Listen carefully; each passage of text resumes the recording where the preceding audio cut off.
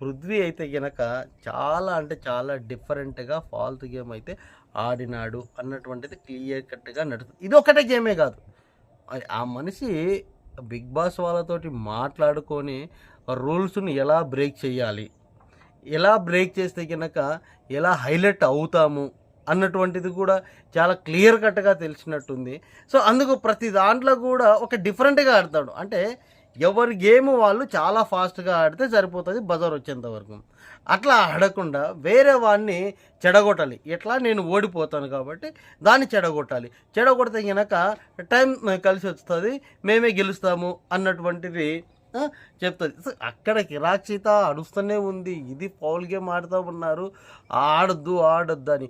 ఒకానొక సిట్యుయేషన్‌లో ఏమవుతదంటే గనక ఇద్దరు కొట్టుకునే స్థితికి అయిపోయి ఫిజికల్‌గా అయితది. అందులో నవీబ్‌ని మనోడు పృథ్వీ నూకేస్తాడు.